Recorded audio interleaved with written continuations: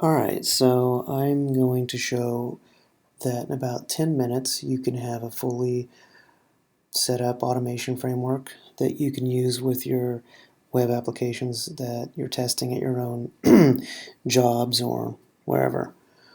I've used a variety of automation frameworks in the past, all open source. I've used Jeb, which was a Groovy based automation package. But my preference is for Ruby and Cucumber. And the reason is it seems to have a much stronger community when it comes to keeping up with browser changes and different web technologies.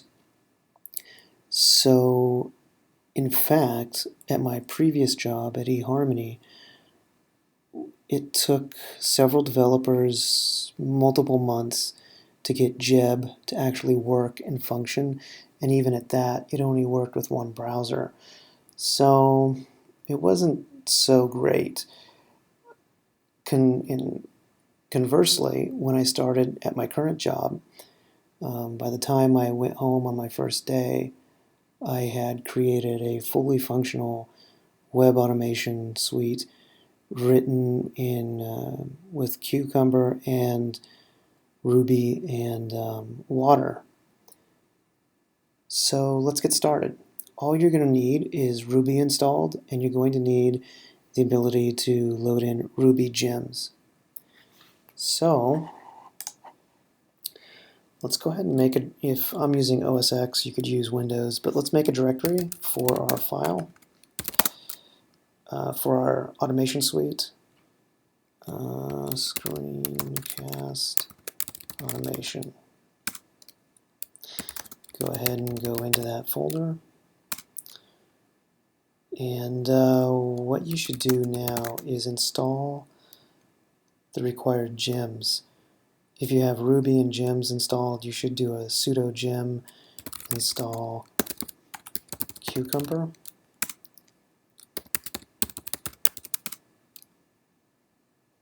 And what Cucumber is a test management system. It's written in what's called BDD, which is a form of specification. So the tests are written in a very easy to understand and easy to organize methodology. We also want to install Watir-webdriver.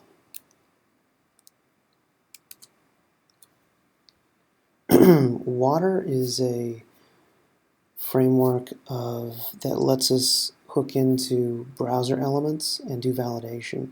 WebDriver is what automates it's like a Selenium-based driver. So this lets us automate pretty much every browser out there. Safari is the hardest to set up, but it's doable. Okay, at this point, I'm going to open this folder in an IDE. Let's see.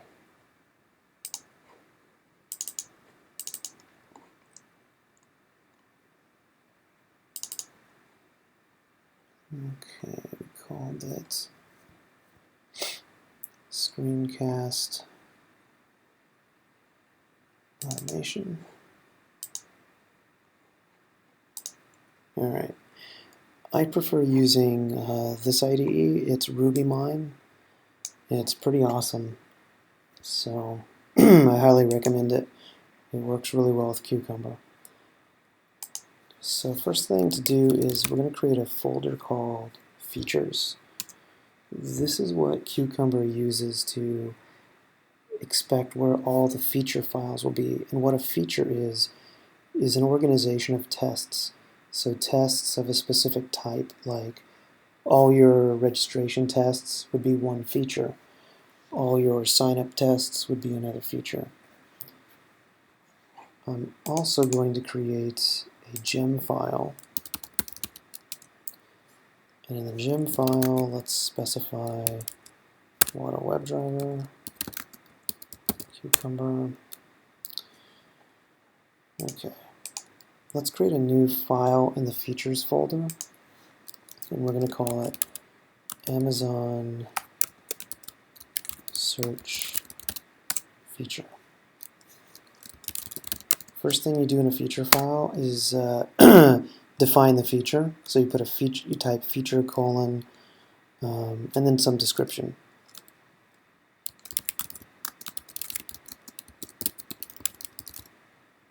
Okay. Cool. Let's make our first test. Tests are called scenarios.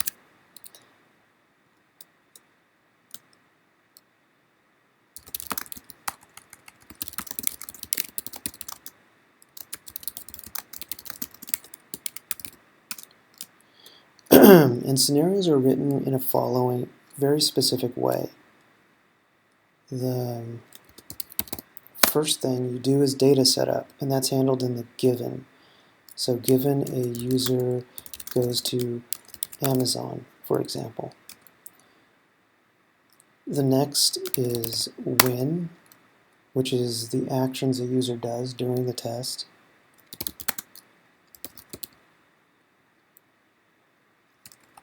So when they search for pins. And I put pins in quotes because Cucumber will take anything in those quotes and pass it as an argument into the method. So if you want to come back later and say, I don't want to search for pins, I want to search for laptops, you just change it here. You don't have to change it in the code. Last, we do a then, and the then is the assertion.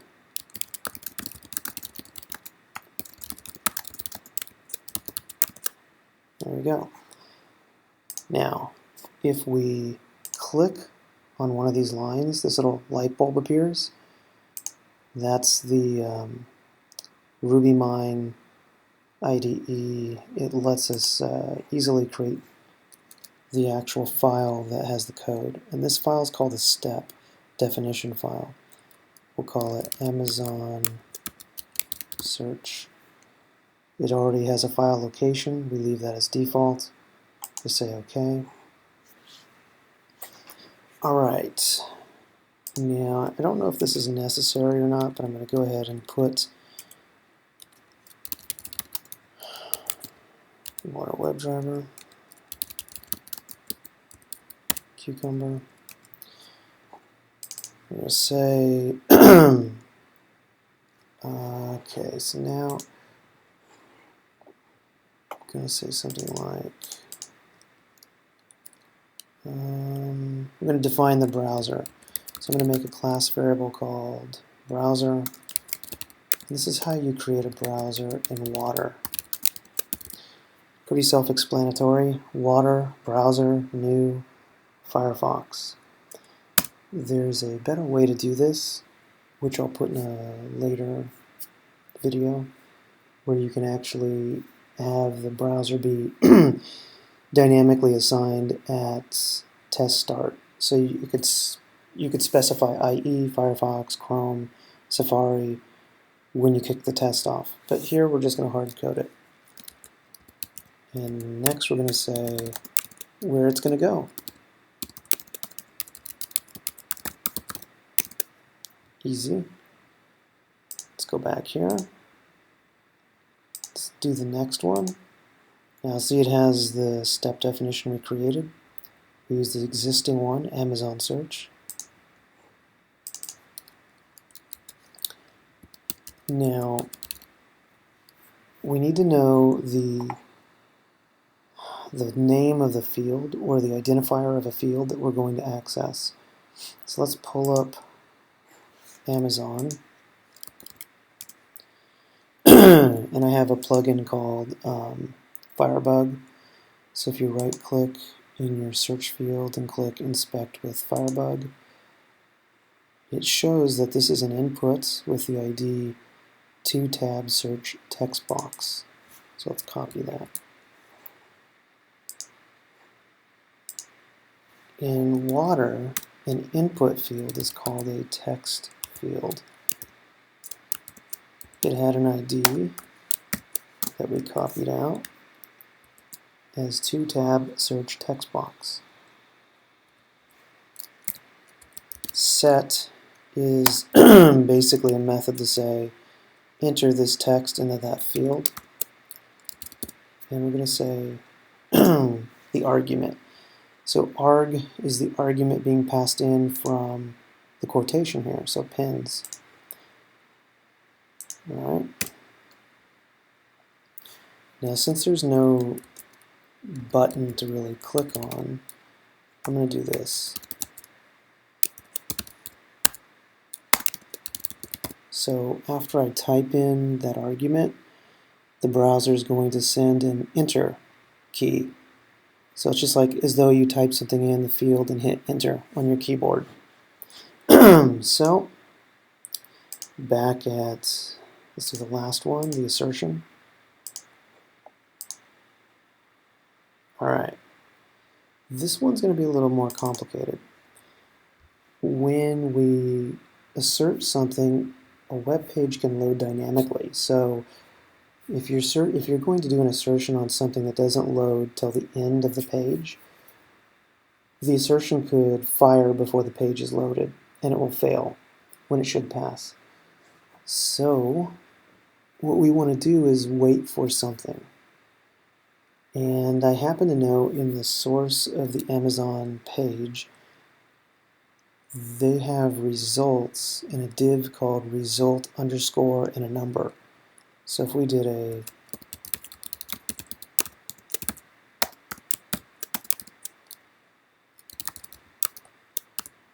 I believe this is the naming convention. I hope it is. You can see, let me back that out so you can see what happened. If you just hit period, start typing wait, Ruby mine will autocomplete. So there it is. It basically says we're going to wait until result 2 is loaded. Okay. Oh, and here's something of interest. Watir says you can do this.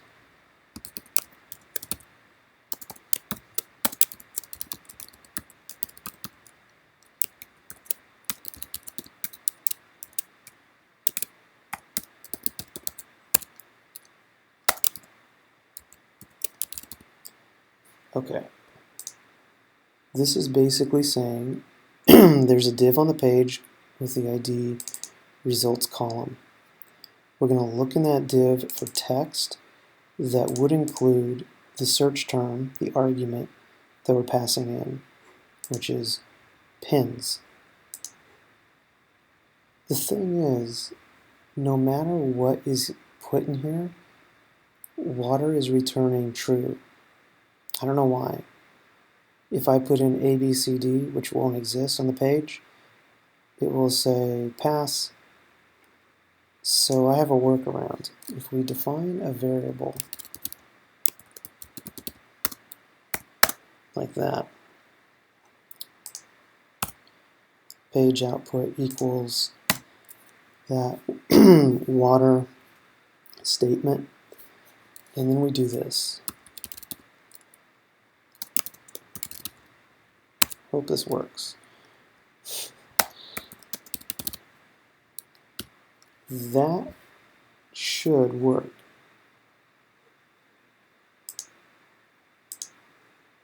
So last thing I want to do is close the browser when the test is over. Just in case anything needs to be built, let's go ahead and bundle install, just in case something wasn't picked up.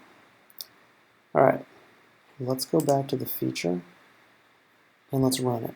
There's a couple ways you can run a feature. From the command line, you can just type in the folder, you can type cucumber, and it will actually run every cucumber test you have, every feature. But in this case, if you just want to run one feature, one scenario, you can right-click on the scenario. If you want to run all scenarios, if you had a bunch of scenarios in here, you could right-click on the feature and click Run, and it will run all of them. But I'm just going to go ahead and click here and Run. And it's going to kick off, there's the browser. It's going to type in pins, loads up, and it passed. So it's pretty simple. It loaded up. It basically waited for that result number 2 to load. So we know by that time we have a couple results on the page. And then it did the assertion which is back here, which was pins. Is there text in that div that says the word pins? And we got it. This is pretty simple. There is a much more complex, well, it's not complex, not more complex, but it's called a scenario outline. And you can see it comes up here. This allows us to do something a little more unique.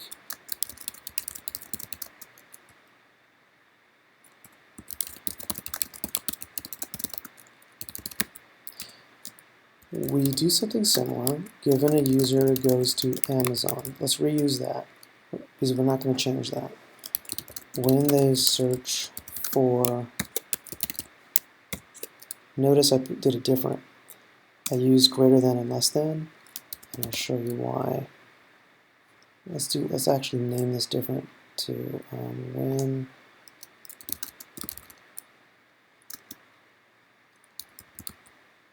when the user looks for query,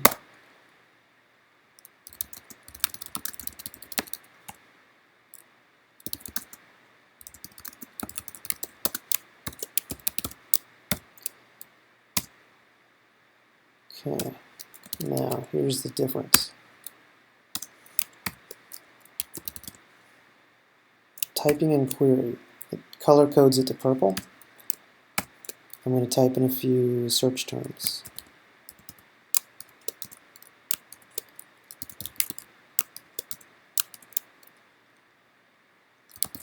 Okay, so what this is saying, what's different here, is that instead of running one search for pins, it's actually going to run this test and it will iterate over everything in this column: laptop, guitars, pants.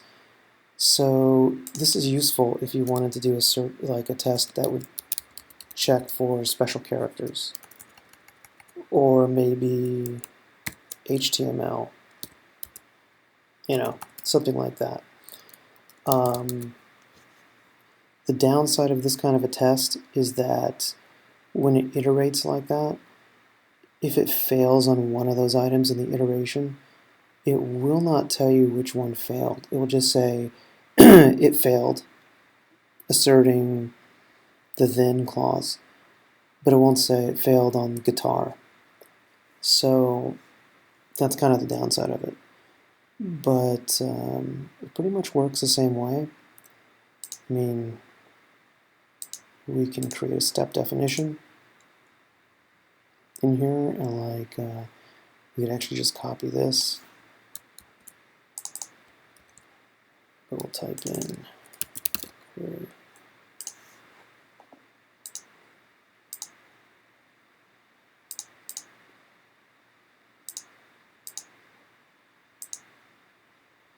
And we'll just repurpose this.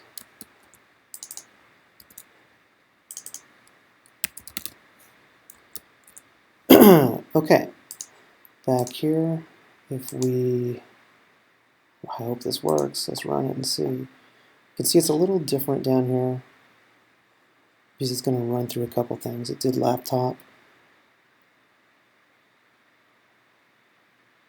Now it's going to do guitar.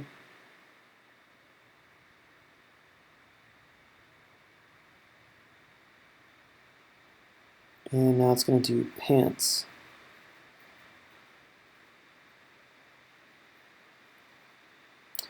And they all passed. And that's pretty much it. If we were to run this scenario file, it would run both of these tests. But that's pretty much it. That pretty much gets you the basics of a web automation framework, and we did this in like 10 minutes. I can tell you that trying to do this in Jeb took months. You're going to hit roadblocks here and there because web technology is different. You could have an application that doesn't have any identifiers on the fields, which is something that you'd want to talk with your developers about. You want to make sure that every field has an identifier that you can hook onto, whether it's an ID, a class, a name, something. Without it, you have to use, it gets more XPath, and that's pretty bad. So, and you'll hit different problems, but pretty much every problem I've ever hit with Watir, somebody has had the solution for it, which is why I prefer to use it over Groovy. Groovy just doesn't have the community behind it building out fixes for all the different problems. So, I hope it's useful. I'll try to put up some more videos here soon. Thanks for watching.